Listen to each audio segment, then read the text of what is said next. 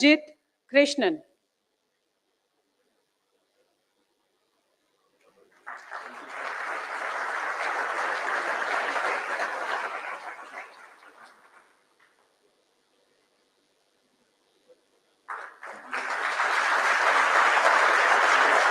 Group Captain Angat Pratap.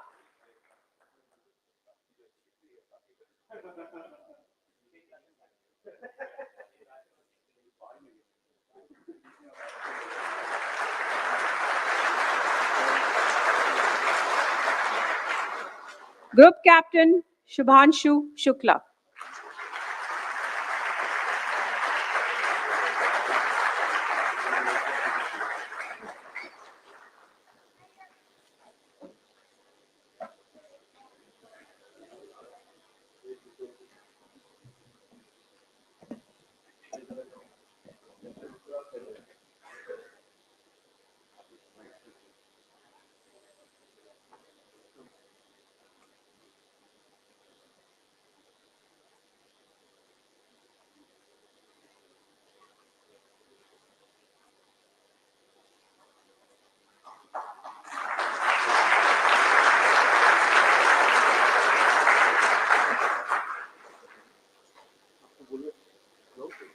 Sir, हम आपसे अभी रिक्वेस्ट करेंगे कि आप कृपया अपना संबोधन दीजिए।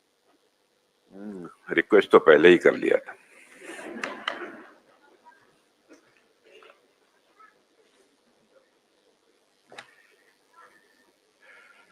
वैसे मैं अपनी बात प्रारंभ करने के पहले मैं एयर मार्शल डॉक्टर अनुपम अग्रवाल को मैं कांग्रेचुलेट करना चाहूंगा सबसे पहले। और सच्चाई है कि जब मैं उनकी बातों को सुन रहा था तो मुझे लगा कि एक बार इनसे मिलना चाहिए और स्पेस में जाने के लिए क्या क्या करना पड़ता है, क्या क्या प्रॉब्लम्स आती हैं। जैसे उन्होंने कहा है ग्रेविटेशनल फोर्स नहीं होती है तो हम सभी जानते हैं, लेकिन पीछे ऑक्सीजन हो तो आगे कार्बन डाइऑक्साइड का एक स्फीयर बन जाता है, उसमें क्या क्या चैलेंजेस सामने आते हैं। तो स्वाभाविक रूप से हमारी क्यूरियोसिटी पैदा हुई, क्योंकि मैं भी एक साइंस का स्टूडेंट रहा हूं, कि और कुछ जानने की, स्पेस में जाने पर क्या क्या चैलेंजेज फेस करने पड़ते हैं और उसको कैसे हमारे गगन यात्री उन चैलेंजेस को मीट आउट करते हैं। बहुत इंटरेस्टिंग है। General Anil Chauhan ji, chief of defence staff, air chief marshal AP Singh, chief of air staff, air force के former chiefs, group captain Shubhanshu Shukla, group captain PB Nair, group captain Ajit Krishnan and group captain Angad Pratap. Angad, जहां पैर रख दिया। और doctor DK Singh, director human space flight centres ISRO. कहाँ है doctor DK Singh? अच्छा, very good, बहुत अच्छा। और हमारे डॉक्टर अनुपम अग्रवाल जी, हमारे रक्षा मंत्रालय और आर्म फोर्सेस के सारे ऑफिसर्स, मेरे वैज्ञानिक साथियों, एवं थिंक टैंक्स के स्कॉलर्स, हमारे एयर वॉरियर्स और यहाँ मौजूद सभी अधिकारियों के परिवारजन और प्रिय बच्चों तथा मीडिया के मित्रों, सबसे पहले मैं ग्रुप कैप्टन शुभांशु शुक्ला को एक्सम मिशन 4 के लिए सेलेक्ट किए जाने की बड़ी और ऐतिहासिक अचीवमेंट पर ढेर सारी हार्दिक बधाइयां देता हूं। और मैं यहां मौजूद group captain PB Nair, group captain Ajit Krishnan और ग्रुप कैप्टन अंगद प्रताप का भी अभिनंदन करता हूं। यह बात सही है कि कोई किसी से कम नहीं है, लेकिन कुछ मुकद्दर की भी बात होती है, क्योंकि हमारी यह निश्चित धारणा है साइंस का स्टूडेंट होने के बावजूद भी कि मनुष्य के जीवन में क्या इस होल यूनिवर्स में जितनी भी एक्टिविटीज होती हैं सब कुछ प्री डेस्टिन्ड है।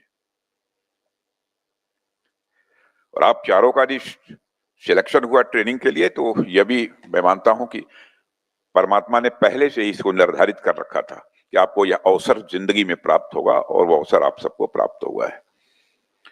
आप सभी ने ट्रेनिंग के दौरान जो टेम्परामेंट दिखाया वह अपने आप में न केवल इम्प्रेसिव था बल्कि मैं कहूंगा कि एक्सलेंट था। और आप चारों सचमुच हमारे लिए रत्न हैं। न सिर्फ आप चारों रत्नों बल्कि आपके परिवारजनों को आपकी सफलता के योगदान के लिए और इस सफलता में योगदान देने वाले अन्य भी व्यक्तियों को तथा समस्त देशवासियों को मैं इस मंच से बधाई देता हूं। और इस समारोह के माध्यम से आप सभी का सम्मान करके मुझे बेहद खुशी हुई है। खुशी ही नहीं हुई है, मैं स्वयं को भी गौरवान्वित महसूस कर रहा हूं। आमतौर पर हमारी आर्म्ड फोर्सेस का कोई व्यक्ति या कोई ग्रुप जब एवरेस्ट या और सफल माउंटेनियरिंग के बाद लौटता है तो मेरी यह कोशिश रहती है कि मैं उनसे मिलूं।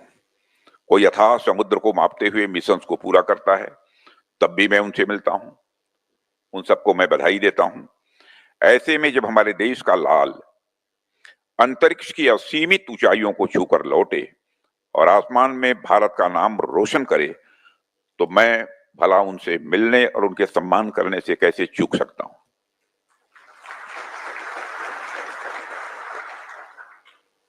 मुझे सच में भारत मां के सपूत ग्रुप कैप्टन शुभांशु शुक्ला का स्वागत और अभिनंदन करते हुए गर्व की अनुभूति हो रही है। और साथ ही उनके अन्य जो साथी हैं, group captain PV Nair, group captain Ajit Krishnan और ग्रुप कैप्टन अंगद प्रताप, मैं यही कहना चाहूंगा आप सबके ऊपर समस्त देशवासियों को आप सब पर भी नाज है। और नाज इसलिए है कि आप सब ने देशवासियों का मस्तक ऊंचा किया है। साथियों, हम बचपन से ही आसमान को बड़े कौतूहल से देखते आए हैं। आप में से कुछ लोग गर्मी के मौसम में रातों में छत पर जरूर सोए होंगे। मैं तो सोया हूं, पता नहीं आप सोए हैं कि नहीं सोए हैं। हम सब जब सोते थे तो कभी आसमान के रंग को देखते थे तो कभी हम लोग तारों को देखते थे। हमें लगता था कि काश हमारे पास भी पक्षियों की तरह ही पंख होते और हम उड़कर आसमान तक जाते। कहने का मतलब है कि करीब करीब हम सब का सपना हमेशा से आकाश छूने का रहा है।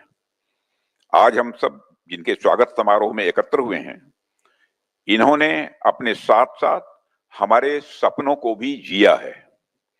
और मुझे लगता है कि हमारे सपने हमें शुभांशु से और शुभांशु को हमसे स्वाभाविक रूप से जोड़ रहे हैं। साथियों, यदि स्पेस और उसके एलिमेंट्स के साथ हमारे रिश्ते की बात की जाए तो आप देखिए कि स्पेस हमारी प्रकृति का तो पार्ट है ही, साथ ही साथ हमारे ऋषियों ने हमेशा से स्पेस को अध्यात्म, धर्म और ज्योतिष की दृष्टि से देखा ही है। उन्होंने इसे जिज्ञासा और रिसर्च की दृष्टि से भी देखा है। प्राचीन भारत के खगोलविद आर्यभट्ट और भास्कराचार्य ने उस विज्ञान की नींव रखी थी जिसे आज आधुनिक दुनिया स्पेस साइंस कहती है। हमारे पूर्वज स्पेस को लेकर एक बेहद समृद्ध विरासत हमें सौंप गए और आज आप देखिए कि वही परंपरा हमारे वैज्ञानिकों, हमारे युवाओं और हमारे अंतरिक्ष यात्रियों में उसी जिज्ञासा और साहस के रूप में जीवित है। यहाँ पर बहुत सारे लोग ऐसे होंगे जो कि साइंस बैकग्राउंड के हैं और हम सभी जानते हैं कि स्पेस साइंस यह विज्ञान का एक फ्रंटियर एरिया है। जिस प्रकार artificial intelligence, quantum physics, astrophysics और जेनेटिक्स विज्ञान के फ्रंटियर एरियाज हैं, उसी प्रकार स्पेस साइंस भी विज्ञान की एक फ्रंटियर एरिया है। और इस एरिया में प्रगति करने के लिए निश्चित तौर पर हमें एक टॉप क्लास साइंटिफिक इकोसिस्टम चाहिए होता है। और मैं समझता हूं इस दृष्टि से भी भारत निरंतर प्रयत्नशील है और आगे बढ़ रहा है। साथियों, आज का भारत अर्थ के सरफेस से ऊपर की दुनिया में लगातार आगे बढ़ रहा है। और आज जब हम भारत की स्पेस जर्नी की ओर देखते हैं तो हम पाते हैं कि हमारा कंट्रीब्यूशन केवल स्पेस में उपग्रह भेजने तक सीमित नहीं है। आज भारत चंद्रमा से लेकर मंगल ग्रह तक अपनी उपस्थिति दर्ज करा चुका है। आज भारत गगनयान जैसे मिशन के लिए भी पूरी तरह तैयार है। साथियों, मैं इसे केवल तकनीकी उपलब्धि के रूप में नहीं देखता, बल्कि आत्मनिर्भर भारत का वह नया अध्याय है जहां हम विश्व की बड़ी स्पेस पावर्स के बीच पूरे गर्व के साथ खड़े हो रहे हैं। साथियों, भारत का अंतरिक्ष कार्यक्रम केवल लैबोरेटरीज और लॉन्च व्हीकल्स तक ही सीमित नहीं है। यह हमारी राष्ट्रीय आकांक्षाओं और वैश्विक दृष्टि का एक प्रतीक है। चंद्रयान से लेकर मंगलयान तक हमने यह सिद्ध किया है कि सीमित संसाधनों के बावजूद इच्छा शक्ति यदि असीमित हो तो कोई भी लक्ष्य हमारे सामने स्वाभाविक रूप से छोटा पड़ जाता है। साथियों, भारत का विजन स्पष्ट है। भारत स्पेस को केवल रिसर्च के क्षेत्र के रूप में नहीं देखता है, बल्कि हम इसे आने वाले कल की इकोनॉमी, सिक्योरिटी, एनर्जी और ह्यूमैनिटी के फ्यूचर के रूप में भी देखते हैं। इस स्पेस से प्राप्त टेक्नोलॉजीज, चाहे वह संचार उपग्रहों, मौसम की निगरानी से संबंधित हों या प्राकृतिक आपदाओं से निपटना हो, आज भारत के गांव-गांव और खेत-खेत तक वह अपनी सेवाएं दे रहे हैं। और आने वाले समय में space mining, deep space exploration और प्लैनेटरी रिसोर्सेज भी मानव सभ्यता की दिशा बदल देंगे, ऐसा मेरा मानना है। इसलिए इस यात्रा में भारत पीछे नहीं रह सकता। हमें आगे बढ़ना है, हमें नेतृत्व करना है, और यही कारण है कि आज हम अपने उन नायकों का अभिनंदन कर रहे हैं जो केवल अंतरिक्ष यात्री ही नहीं, बल्कि इस राष्ट्रीय स्वप्न के अग्रदूत हैं। और मुझे यह भी बताया गया है कि आज से 40 साल पहले जब राकेश शर्मा भारत का प्रतिनिधित्व करते हुए अंतरिक्ष में गए थे, तो उसके कुछ ही समय बाद शुभांशु शुक्ला का जन्म हुआ था।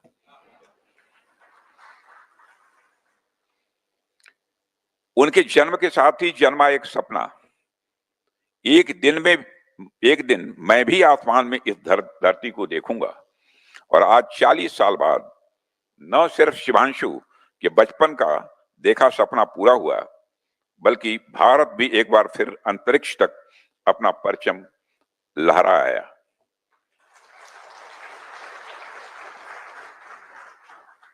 और मैं जिस पार्लियामेंट्री कॉन्स्टिट्यूंसी लखनऊ से आता हूं, शुभांशु शुक्ला वहीं के रहने वाले हैं।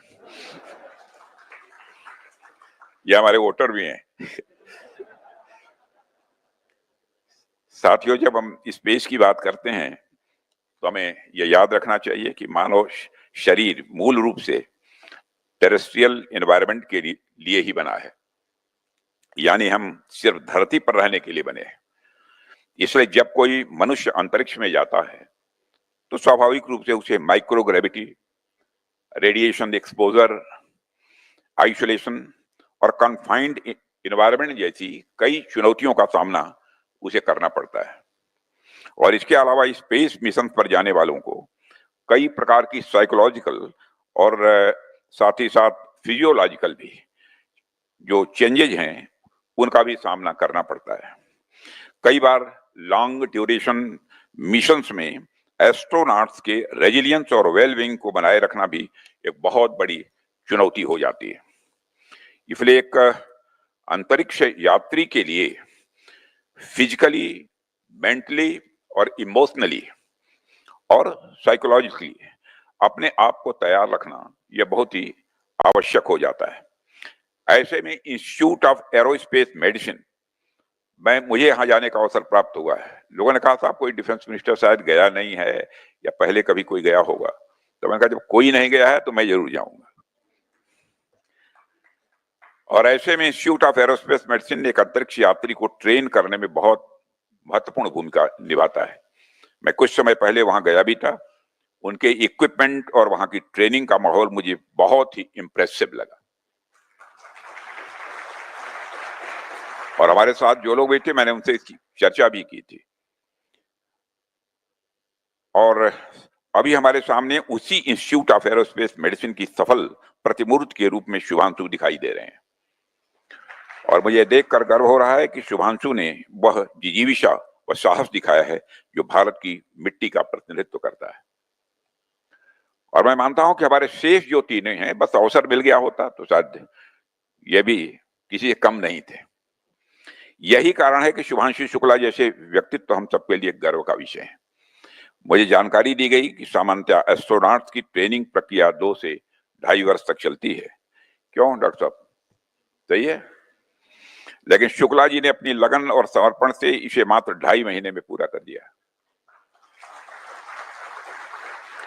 मैं समझता हूं यह उपलब्धि न केवल उनकी व्यक्तिगत क्षमता का प्रमाण है, बल्कि हम भारतवासियों के परिश्रमी मन का भी यह प्रतीक है, उसको भी सिंबलाइज करता है। आमतौर पर एक रक्षा मंत्री के रूप में जब भी मैं रक्षा क्षेत्र से जुड़े हुए किसी संस्थान में जाता हूं, तो मैं उनसे सिविल और मिलिट्री फ्यूजन की बात भी मैं करता हूं। मैं उनसे ऐसे प्रोडक्ट बनाने पर भी, ऐसे टेक्नोलॉजी इंट्रोड्यूस करने पर या ऐसे काम करने पर भी जोर देता हूं जो डिफेंस सेक्टर के लिए तो काम करें ही, साथ ही साथ सिविल सेक्टर के लिए भी काम करें। शुभांशु शुक्ला उसी सिविल मिलिट्री फ्यूजन के प्रतीक हैं। वे भले ही वायुसेना की वर्दी पहनते हों, लेकिन जब वे अंतरिक्ष में गए तो केवल आर्म्ड फोर्सेस के ही नहीं, भारत के ही नहीं, बल्कि पूरी मानवता के वह प्रतिनिधि बने। और मैं कह सकता हूं सिविल सेक्टर को आपका यह कंट्रीब्यूशन, यह इतिहास में दर्ज किया जाएगा। और मुझे बताया गया कि आपने स्पेस में खेती भी की है। और मैं बतला दूं, ये किसान परिवार से आते हैं और आपके अंदर का किसान स्पेस में जाकर भी बाहर नहीं निकला। भारत एक कृषि प्रधान देश रहा है और भारत का कोई किसान स्पेस में जाकर मेथी और मूंग की खेती करेगा, इसकी कल्पना भी नहीं कर सकते थे। और कभी हम लोगों ने सोचा भी नहीं था कि ऐसा भी होगा। निश्चित रूप से आपका अनुभव हमारे आगामी मिशंस में बहुत ही मददगार सिद्ध होगा, ऐसा मेरा विश्वास है। मुझे यह भी बताया गया कि आप बजरंगबली के भी भक्त हैं और श्री हनुमान जी के हनुमान चालीसा तो कई बार पढ़ी होगी आपने वहां, जब ऊपर नीचे जो हुआ होगा।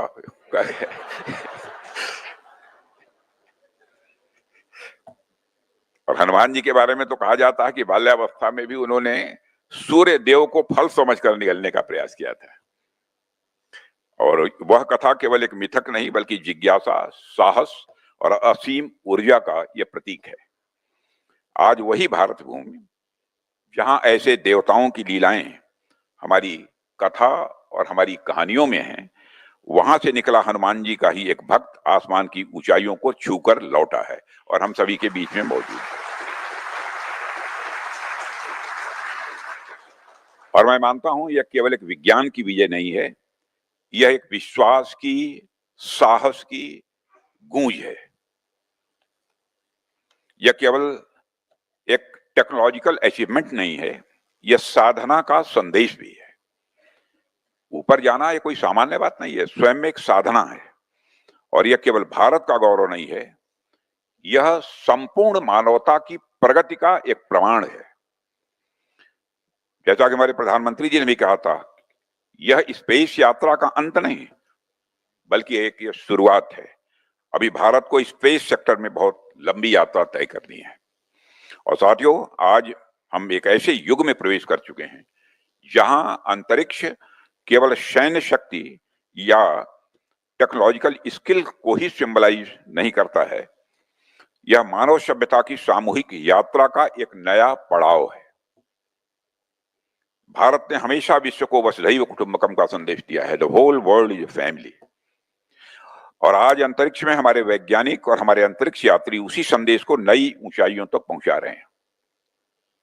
साथियों, ग्रुप कैप्टन शुभांशु शुक्ला की यह यात्रा आने वाली पीढ़ियों को प्रेरणा देती रहेगी। यह बताएगी कि चाहे राह कितनी भी कठिन क्यों न हो, यदि हृदय में श्रद्धा हो और कर्म में शक्ति हो तो आकाश भी है हमारी सीमा नहीं रह जाता है। आज जब हम उनका अभिनंदन कर रहे हैं और साथ ही साथ group captain PV Nair, group captain Ajit Krishnan और ग्रुप कैप्टन अंगद प्रसाद का भी अभिनंदन कर रहे हैं, तो मैं केवल इतना ही चाहूंगा कि आप सबने न केवल भारत का नाम रोशन किया है, बल्कि आपने संपूर्ण विश्व को यह संदेश दिया है कि एक आम भारतीय वह सब कर सकता है जो दुनिया असंभव समझती है। इन्हीं बातों के साथ मैं एक बार फिर आप सभी रत्नों को और आपके परिवार के सभी सदस्यों को अपनी तरफ से हार्दिक बधाई देता हूं और साथ ही साथ उज्जवल भविष्य के लिए अपनी हार्दिक आयु में बड़ा होने के कारण शुभकामनाएं भी देता हूं। बहुत बहुत धन्यवाद।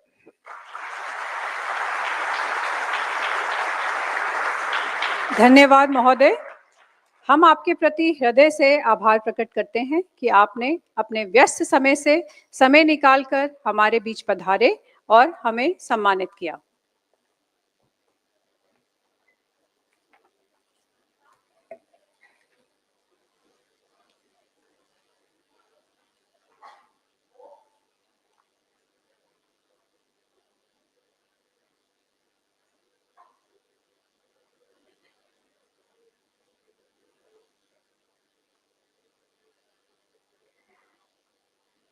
अब वह घड़ी आ गई है जिसका आप सभी को प्रतीक्षा थी। मैं अनुरोध करना चाहूंगी ग्रुप कैप्टन शुभांशु शुक्ला को।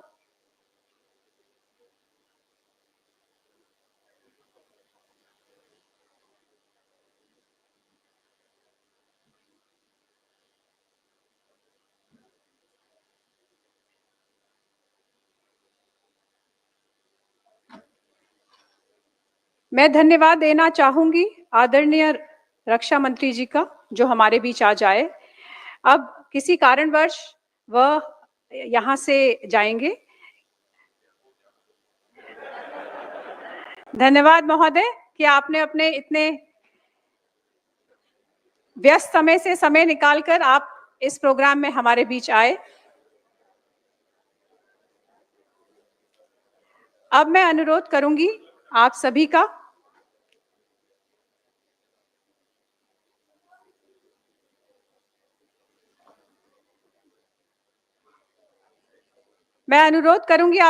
कि अपना अपना स्थान ग्रहण करें।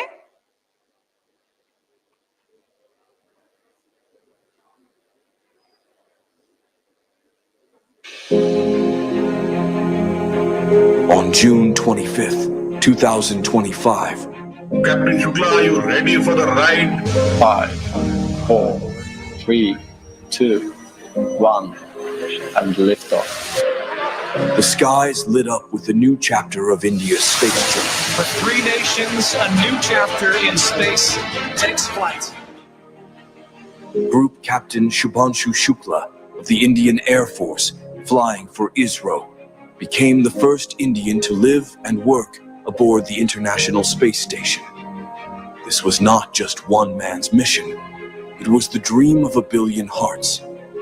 For the first time since 1984, our tricolor once again floated proudly in the silence of space. And this is just the beginning. India now prepares for its first human spaceflight, the Gaganyaan mission. A team of trained astronauts, our future Gaganyatris, are ready to carry the nation's dream into the vast expanse of space. From a little boy with dreams in his eyes, to a warrior of the skies and beyond. Shubhanshu's journey is the story of India itself, rising higher, reaching further, daring the impossible.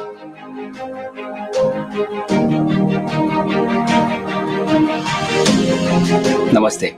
I am Group Captain Shubhanshu Shukla. During his mission, he and his crewmates carried out advanced experiments in microgravity, from tiny organisms to food crop seeds. Research that will help shape the future of space exploration and life beyond Earth. Up there, the numbers themselves tell a story of wonder. 16 sunrises and 16 sunsets every single day, orbiting Earth 320 times, traveling at nearly 28,000 kilometers per hour, spending 20 days, 2 hours and 59 minutes beyond our world, covering a distance of over 1.34 kilometers in space. This mission was more than science. It was discipline of the Indian Air Force. It was vision of ISRO. And it was determination of India. With Shubhanshu's footsteps in the stars, India has shown the world that the sky is no limit. From Earth to orbit, from dreams to reality, a new era of Indian space exploration has begun.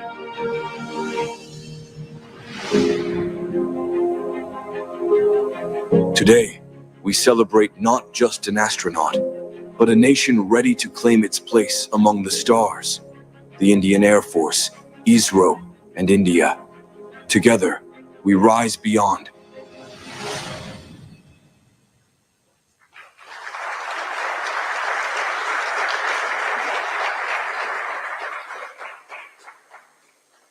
अब मैं अनुरोध करूंगी group captain Shubhanshu Shukla का कि वह मंच पर आए और अपने अस्मरणीय इंटरनेशनल स्पेस स्टेशन में बिताए पलों से हमें अवगत कराएं।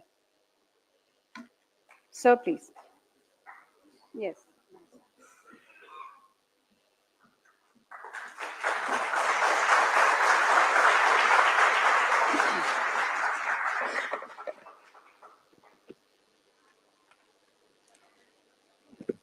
Jai Hind, everyone.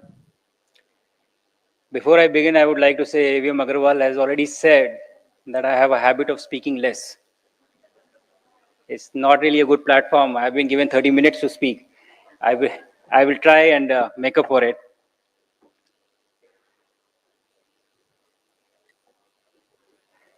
Jai Hind to each and every one of you. I wanted to start this talk today that I have on a different note, but when I arrived here today, I was so overwhelmed by the familiarity of what this is, what I have been used to all my life. People in blue, familiar faces, old friends, everything just came rushing back to me in my head. So first of all, let me say that how happy I am to be back in this hall with all of you. We've been away since 2020, but this just feels like home.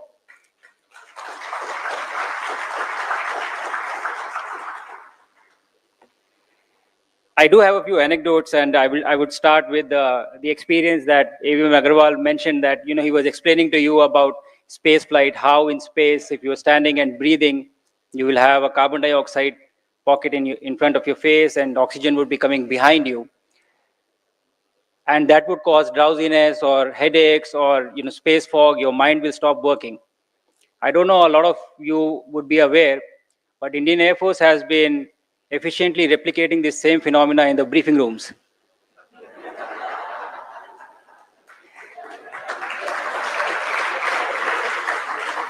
When the flight commander is sitting in front of you with the FRC in hand and asking you emergencies, suddenly, I didn't know, but it was carbon dioxide.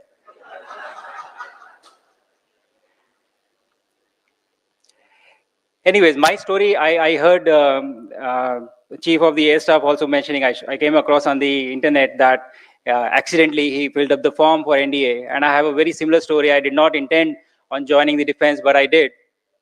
And I filled up a form which one of my friends bought, and eventually one thing led to another. I cleared my returns, and thereafter the SSB and the medicals, and landed up in the NDA. And I remember I was sitting in the officers' mess, waiting for getting allotted whichever squadron I have to go to, and I had another kid next to me who came, and he was sitting. He was from Sainik School, Tilaiya, and I had a purely civilian background. And then the adjutant came, and he started inquiring him, okay, so which sports do you play? And he started, I play football, I play hockey, volleyball, basketball. I think he said everything. And then he turned to me and said, what do you play? I said, cricket. And he said, okay, both of you go to the hunter squadron. And I had no idea of what it is, but I suddenly saw this guy next to me. He started sweating. And by the time we walked to this squadron, he was really jittery, and I was the one consoling him. So what? It is another squadron out of the 15th squadron. It doesn't matter. Little did I know that we started sweating once we entered the squadron, and it never stopped for next 3 years. Why I say this is important, because I think those 3 years really prepare you well for anything that life throws at you in future. When you have gone through those hardships very early, anything that comes your way in future, you are prepared. And I think this is very easy, a comparison. Difficult times, whenever you face them, you can go back to those times and say, is it worse than that? And I can tell you nothing is worse than that. So it really sets you up for life. It sets you up for success. When I joined the Air Force, as a personality, I would say I was really shy, reserved, and sometimes, doubting yourself whether you are good enough or your decisions are good enough or whether you belong in the group where you're talking about. But I think Air Force picked me up from that position and brought me to where I am today. And I think that has been very transformational for me.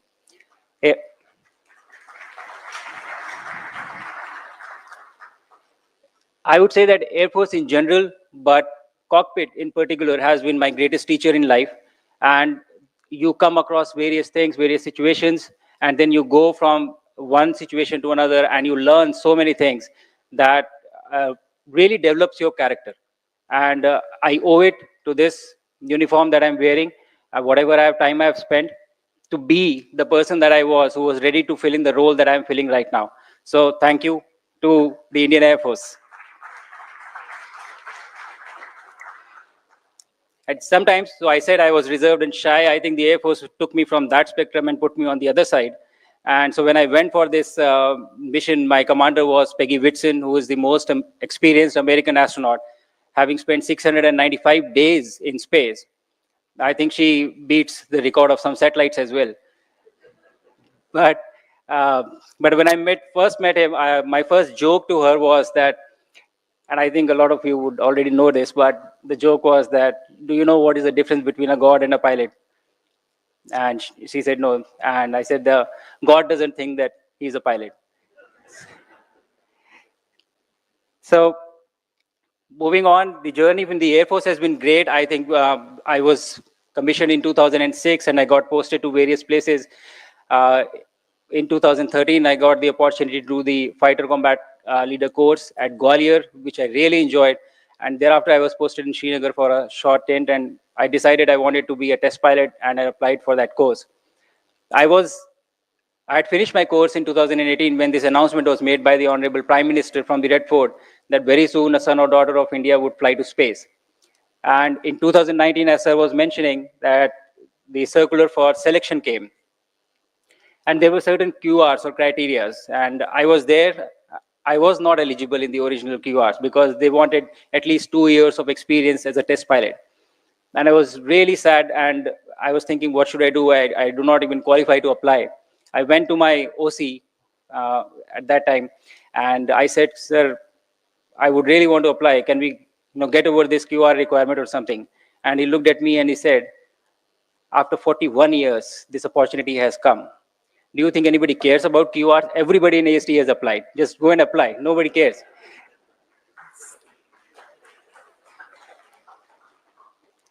So I did apply, and then obviously the next 6-7 months were very grueling. Doctors became our worst enemies during those few months. I did not say to them then because they were doing my selection, but I did think in my mind that they were blood-sucking vampires. Wherever you go to IAM, they would be standing with, but it was type 2 fun. The fun that is only good in hindsight. You really don't enjoy it when it is happening. Sir has already given a description of how it happened. We went to Russia, we came back, and then we went a few times. And then once the 4 of us were selected, we landed up in Russia and we started training with the cosmonaut group at the Gaganyaan Cosmonaut Training Center. And I think that was a very fascinating experience for me. It was not very different from what we do in the Air Force. Like, the training is similar because you are supposed to be interacting with the machine. And so the pattern is similar, but there are certain aspects which come in, because when you go to space, you really are going to be living by yourself. So you have to learn various other disciplines which are not usually a part of our training. So I think that was very enlightening and enriching for us, this entire training in the Soyuz. We got trained as the flight engineer from the left seat of the Soyuz capsule, and we came back. We came back and we started working with ISRO for the project mission Gaganyaan. And we started interacting with designers of how to evolve our own capsule to make it as robust and as reliable as all the other capsules are. But then suddenly in 2023, I think this announcement was made again by the Prime Minister when he went to US, and he said that we should have a US-India collaboration and a mission to space. And as a fallout of that, Axiom 4 mission happened. Axiom 4 mission was a 2-week mission to the International Space Station. And my profile in this mission was as the mission pilot. So there is a commander, there is a mission pilot, and then there are 2 mission specialists. As a mission pilot, you are supposed to be interacting with the displays, with the capsule itself. So your training is slightly different as compared to the mission specialist. So you get additional training at SpaceX, as well as rest of the common training that you do at NASA. For the past 1 year, this entire experience has been nothing short of wonderful, I would say. It is very similar to what we did in Russia, but a very different approach of implementing or executing this entire mission. And I would be showing some glimpses and try to explain what I did in the past 1 year. But the point that I want to highlight before I move on to that section of my talk is that whatever I have done, whatever I have gone through, and whatever I have achieved, I feel that the background that I had, or the preparation that I had for years by being in this uniform and by being in the Air Force, that any one of us who's sitting here would have done an equally good job. And that is the confidence I carry with me whenever I see whatever life throws at you, the kind of character that Air Force has built up for all the people sitting here. So with that, what I would like to do now is get into I have a few videos of my training that I would like to show and try to explain of what we did in this past 1 year. I also have a small clip from space that I try to capture of India. And India does look really beautiful. I'm not just saying it because all of us are Indians and we are sitting here, but I think that if you speak to any astronaut who is there on the station, the unique positioning and the shape, especially during night, if you pass over India from the Indian Ocean, south to north, I think it is probably one of the most beautiful sights that you can ever see in your life. And I would try to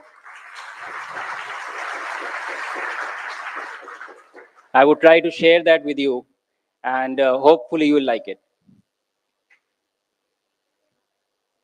So what you see here is the Johnson Space Center, and this was the place where we primarily did our training as far as the International Space Station was concerned.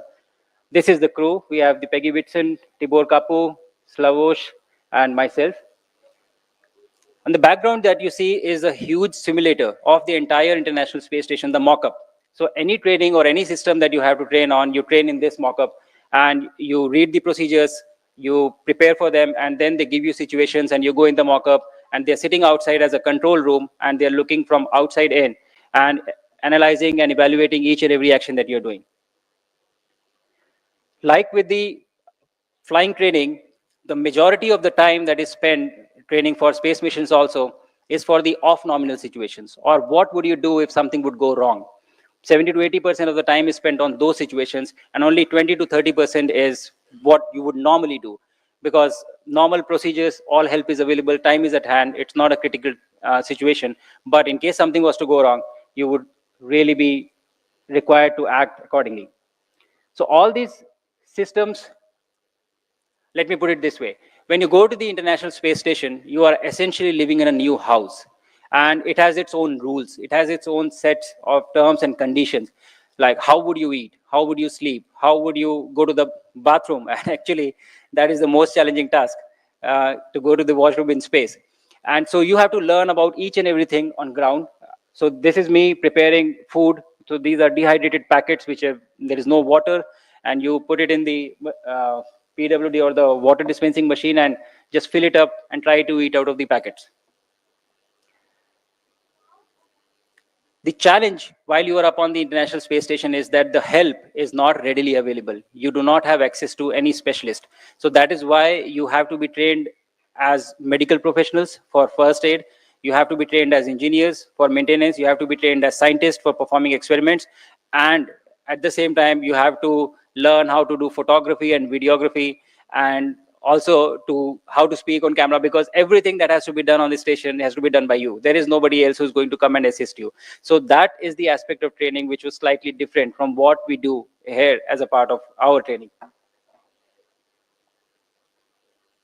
There is a huge team that is responsible for different aspects of our training. Like you see, we are sitting and we are just, I think we had some 20 odd classes about these photography and videography, because when you go up there, you would really like to bring back memories or snapshots or pictures so that you can share it with all of you, which I would try to do today. Hopefully I've done a good job and you guys will like it. When you're training, essentially, there is one important aspect, that when you're training for these space missions, you always have someone who is sitting by the side as a part of your training, who is just observing and making notes.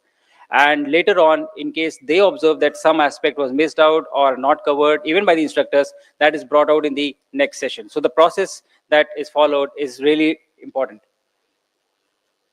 Ankit, can we do the next one? Okay. This was the fun part of the training. So other than the technical part, there is also an external part of training, which is preparing the team, preparing them for leadership, preparing them for camaraderie, which kind of we all already do within the Air Force. But this is how they prepare you for leadership. So we were on a beautiful coast in Mexico, and we were going for kayaking. And you set out on camp, and for 6 days we were out in the ocean and camping on a deserted island, just the team by themselves, just carrying these rations and camps. The most unique part about all these trainings were that they were very, very well planned, and you didn't have to struggle for something. Especially I remember one aspect of the survival training, when we were doing the survival training, and they said that you have the ration, you have the capsule, what you have to do is for 3 days just be here and survive. And I was like, we don't have to run. There is nobody coming to catch us. Like there are no trap set elsewhere. So I feel the survival training that we have in Air Force is you are sent to fend for yourself in the jungle or in the snow. You don't have to survive. You have to hide. If you get caught, then your mission is over at that point of time. So I think the training out here was much easier in terms of these aspects. The Air Force really prepares you very well. And I think it was a luxury to do this at the same time, learning the aspects of camaraderie and the team spirit. But what I realized or understood, that for people who come from different domains of life or from different disciplines, these are really crucial and important aspects to understand and learn when you are working together as a team and you're going to be in a space when there is no help and you have to be each other's support system. So all these aspects are extremely important for spaceflight. And in the behavioral health program that NASA conducts for all the astronauts, wherein people from different countries or different cultures, they come, and so you have to be sensitized of what is important to someone and what is not important to someone. One aspect always emerges very high, and the aspect is that you have to be a team player. If you are not a team player, then you are not fit for spaceflight, because it doesn't work. You are in a confined environment for long periods of time, which is stressful, which is not ideal. And if you cannot work along well with the team, then the chances of mission success get compromised. So I think this was, I cannot highlight it enough, but this was the most important aspect as far as the working of the team was concerned. Then we had centrifuge. The centrifuge and all training we already do within the Air Force, but this time the access is slightly different. So we do from head to toe, and they do from the chest inside. And the reason is that in case there was an abort of the capsule at a high altitude, then you would really be exposed to something around 16 to 18 Gs. And head to toe in the Z-axis, it would not be possible for the human body to take it. And that is why you tilt the seat and you use the axis of the chest, which can take more. This is the WSTF facility wherein they train you for the helicopter ride while you're coming back from the ship to the coast in case the helicopter was to go into the water and it capsizes? How would you train, or what would you do? So these are those aspects of the training.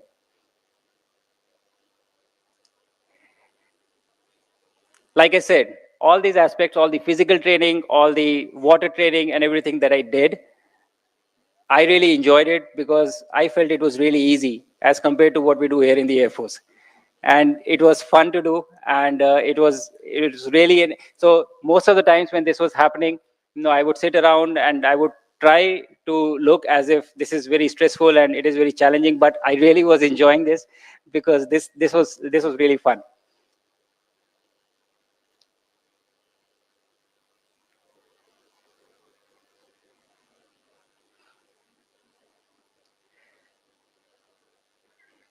After this video, I think I will move on to the video of showing you how India looks from space, and also culminate with a mission recap of what we had. I already saw some clippings were already played in the video that was played earlier. But before I move, I have something to say to the kids who are sitting behind. When I started out or joined the NDA, I did not know probably anything of what I want to do with my life. And as I said, that I was really shy and probably underconfident, probably reserved, and guessing myself about everything that I was doing. But what I would like to say to you is that at every step, if you keep looking at what is in front of you and not think about what this will lead to in future, and move from this step to the next step to the next step, I think that is what has brought me here, and it works really well. You do not have to worry about your entire life right now. You just have to think what is there in front of you at this point of time.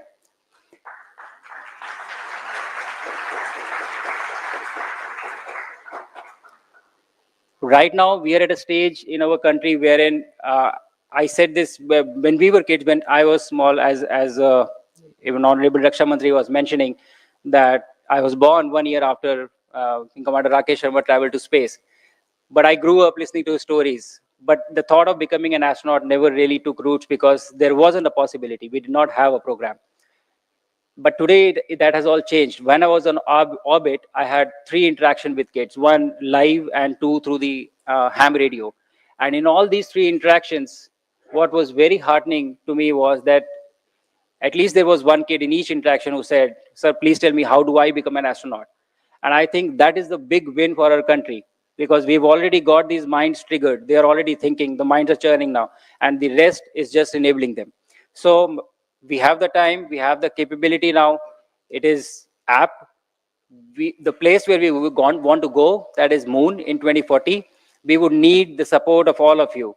So please keep dreaming big, be curious, and who knows, one of you will be setting the foot on moon for India one day.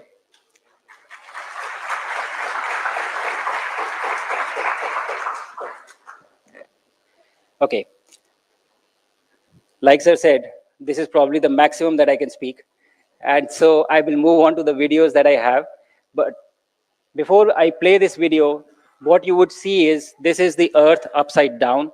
And the green glow that you see is prevalent in the upper layers of atmosphere because of oxygen atoms which are there, which get excited. So you will continuously see the green glow. On the bottom of the screen are the stars. And the top portion would be the Earth. And we would be passing over India. And so this is the general setting of the scene. So I would be quiet now and I would let you watch the video. The flashes that you see are the thunderstorms, the lightnings that are happening.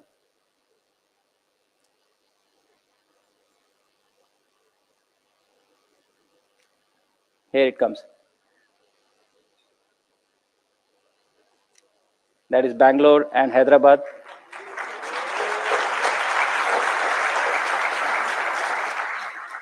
And as we pass over this, you will also see the orbit, sunrise from the orbit.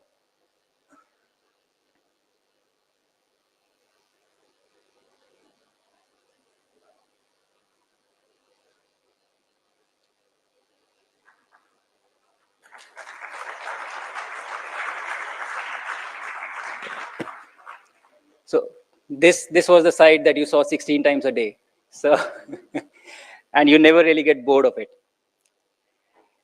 During this mission, for 18 days, I carried with me 7 experiments which were prepared by the Indian researchers. And I never really thought, but it was really challenging to do this in space because everything changes. The space around you changes, your body changes. And the orientation of space from 2D to 3D happens, and it takes some time for your brain to get rewired to it. If I have to give an example, all of us are sitting on these chairs in this auditorium. If the same thing was to be in space, probably some people would be hanging from the ceiling, on the walls. And you just try to find space everywhere because it's a 3D utilization of space and everything floats. So the enabling of the experiments also has to be thought in a way wherein you fix everything or you place everything so that you don't miss it. If you lose something, be rest assured you will never find it. And the smallest thing that we lost were M&Ms, while eating food.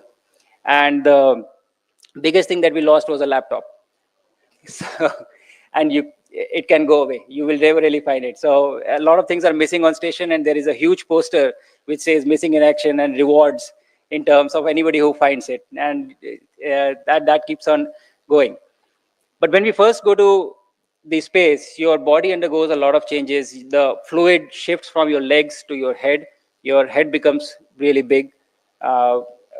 When I was interacting with the Honorable Prime Minister from space, you would probably have observed that my head was much swollen, much bigger than what it is right now. And your heart rate slows down because your heart doesn't have to pump the blood against gravity to your head. So when I came back, I did not observe it in the space, but when I came back, my normal heart rate was around 92, 93. So it has to pick up back again when you come back.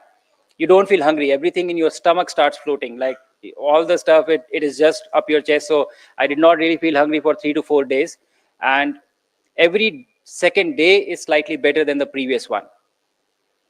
What was fascinating to me was that all our lives, we have evolved in this environment of gravity, and our body knows nothing else.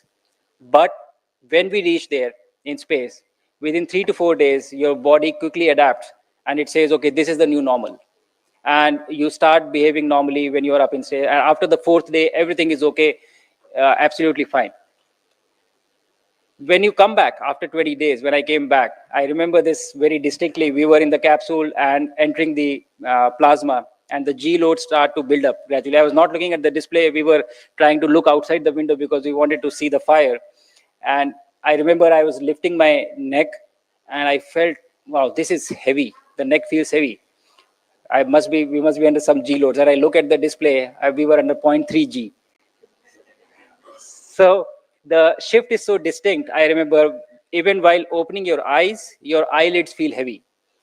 Any kind of movement, this feels heavy because your body is used to no effort, nothing. And suddenly you're coming back into this effort. And I think I still tried, but up to 1.8 G, I could keep my neck up, and then it was just not possible. I had to go back in the seat. After splashdown, I remember we were off the coast of San Diego in the Pacific Ocean, and there were waves, and the capsule was oscillating. Fortunately, I did not feel nausea, but my commander did feel some. So she was not feeling okay. So when they brought us on the ship and they were taking her out, I really was under the impression I'm feeling perfectly all right. They will lift me up and I will walk. And because she was picked up and then carried, and then they took her away. I really thought that I would be able to get up and I would start walking. And when they lifted me up and I took the first step, and I fell down, like they had to hold me. Then I said, okay, the second step. I took the second step, I fell down again. And then by the third step, I realized that this is not happening. It is not that you're not having the strength. It is that your brain does not know of how much effort it takes to walk again. The rewiring of the brain has to happen in the few days. So again, it takes for your body 3 to 4 days to come back to the normal that you were used to for 40 years. I was lying on a bench, and the suit guy who helps us wear the space suit, I asked him, can you give me your phone? I want to take a selfie. And he handed me his phone, the same phone that I have. And I'm not making this up. This is not fiction. This is what happened. And I was holding my hand, and he kept his phone on my hand, and my hand went like this. And I asked him, what do you keep in this? And he touches my shoulder and he says, buddy, you'll take some time. Get used to this.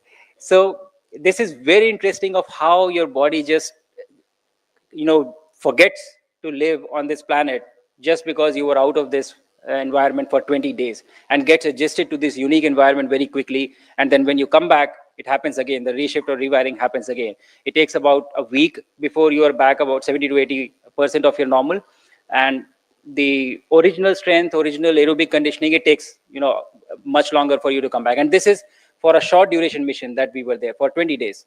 For long duration, it takes slightly more long. I did lose weight when I was on orbit in these 20 days, about 5 kgs, which is slightly more than normal. About 3.5 is the average that you would lose. And so all these changes happen when you go up and when you come back.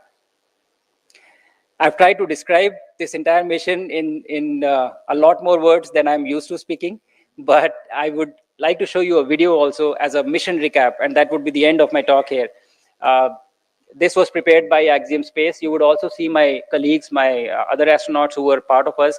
They have tried to capture what we did in this duration of training, of how we progressed to the mission, and then the actual mission itself. And with this, I would finish my talk. Hopefully, you guys have enjoyed it. Thank you.